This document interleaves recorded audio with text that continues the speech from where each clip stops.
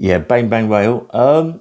Years ago when I come out, it was the end of the 70s, I think it was, beginning of the 80s. I'm not quite sure now. I get mixed up with times. My mate Danny Williams used to come and visit me, and when I got out, he held a big party for me in a pub in Battersea, massive pub, and it was loads and loads of people in there, people that don't even know me, you know what I mean? Lots of people that do know me, but it was really good night. And there was about 3 barmaids there. They really worked hard, yeah. And one of them, blonde, she was like tall, really attractive woman. And I started talking to her, and she had a funny old accent, yeah.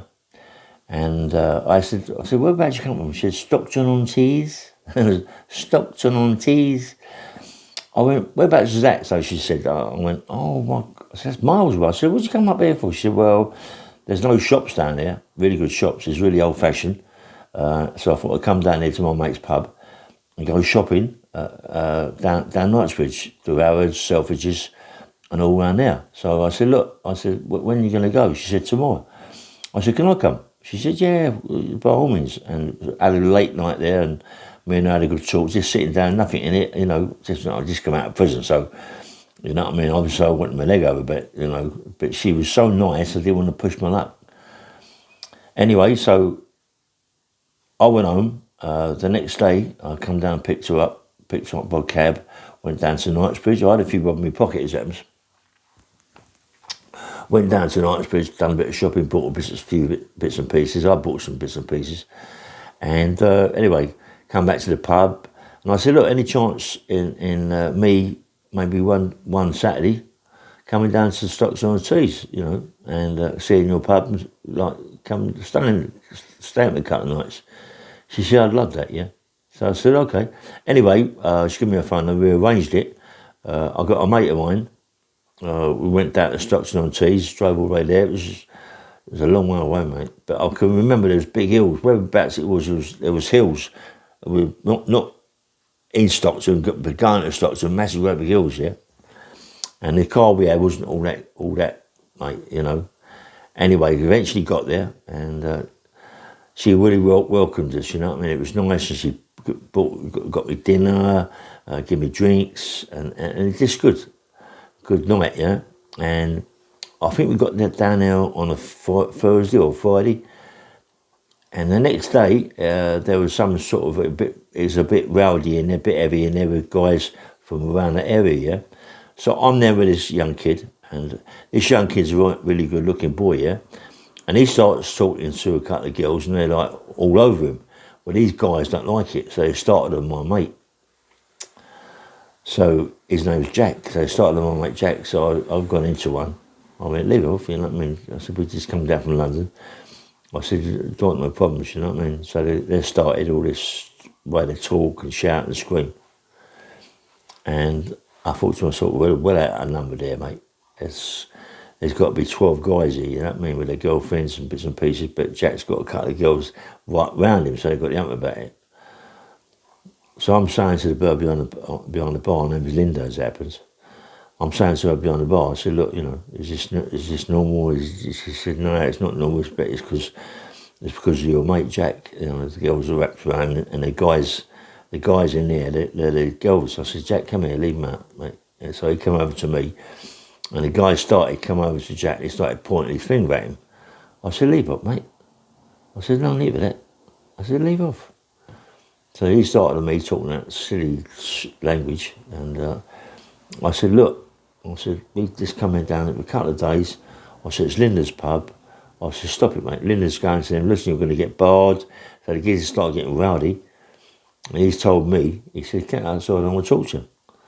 So I thought, here we go. So I went outside. It wasn't no fisticuffs. He just said, look, he said, your mate's involved with a couple of guys I know's girlfriends. He said, when they come in and see the pub, it's going to kick off. I'm trying to stop it before it goes. He said, I said, okay, I apologise. All of a sudden, these two guys come into the pub, and it kicked off. Jack's not listened to me. He's on his girls again. He's kicked off in the pub. There's a fight in the pub. I'll go in the pub. I'll try to calm it down. Crashes off, and just going mad. So she then calls the police, because it's the only way she can get the pubs stopped, yeah. It's too near here, I can't handle 20 or 30 odd geezers going crazy. She calls the police, please come, it's quiet and right down. So the pub's shut. I'm thinking, is it Brian Cockerell? I don't know, you know what I mean? I don't know if it is him or I don't know if he was young, too young at in that time, in the 80s, I'm not quite sure. But a lot of these guys, they dress funny out there. It was like rockabillies. This seems to be a funny old place where they dress and we're saying, I can imagine why she went shopping in London. So all of a sudden, it's about, 2 o'clock, 3 o'clock in the morning, knock at her door, and she sort of opened the window and said, what's up? And she started talking, and the guys like having a go at her about the trouble in the pub, calling the police, and it's his mate's boys. So she's come down, opened the pub. This geezer barged in the pub, this big geezer, and he wants to have a go at me and Jack. So as he's shouting all of it, I'm thinking to myself, well, there's only a couple of them who've got half a chance here, right? So I hit this big geezer on the chin, he had big sideburns, and I thought it was Brian Cockerell when I see him, you know. I'm thinking to myself, but this geezer's massive. Is it Brian? I don't know, I don't think so. Brian will remember, you know, he'd more likely tell me on my podcast if it's him, you know, on the comments. But it couldn't, I don't know, you know what I mean? So anyway, this geezer's shouting them out, doing this, that and the other. He pulled me out of it, and pulled me out to have a row outside. I've gone crack. I've hit him on the chin, mate. This geezer's gone down on one leg. Gone down on one leg, but he's shaking his head, yeah. And he got up, mate, and I was crash. I steamed into him, and it was all over, yeah, stopped, you know, and he got into the car and drove away. And they shouted, we'll be back later, in that funny old voice, you know. And Linda's told me, she said, look, they're the local bullies around here, yeah. And she said, do you sort of favour, like you got to go, you know what I mean? I said, no, I'm not just going. I said, it's like in the morning, early in the morning. I said, I can't go now. She said, look, they're gonna come back and it'll be off, yeah. I said, look, you know, just wait and see what happens.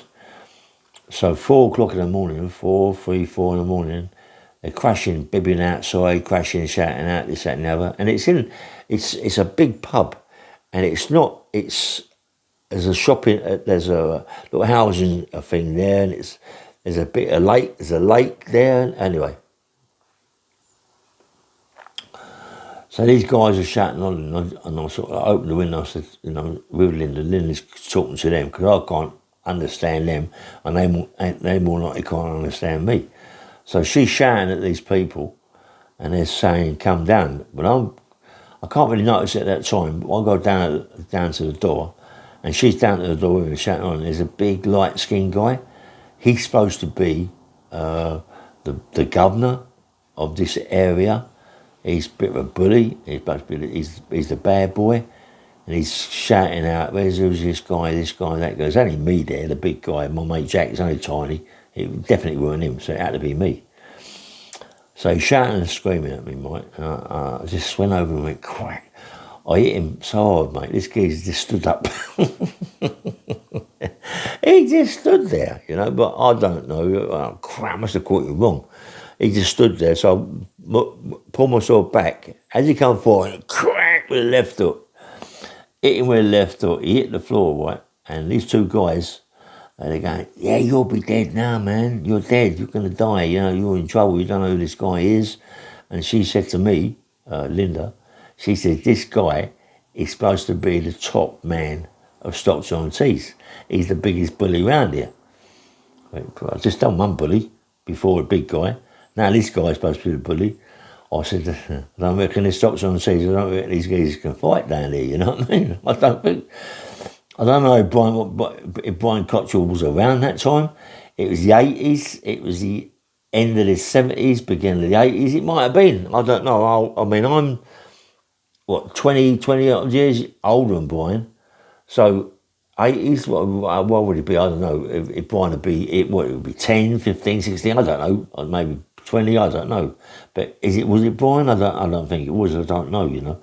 But it seems funny, when I see Brian talking and he's this, that, now I look at him and I think to myself, was it him? But all I can remember, the first guy hit, had big sideburns, big sideballs down here, big ones, yeah.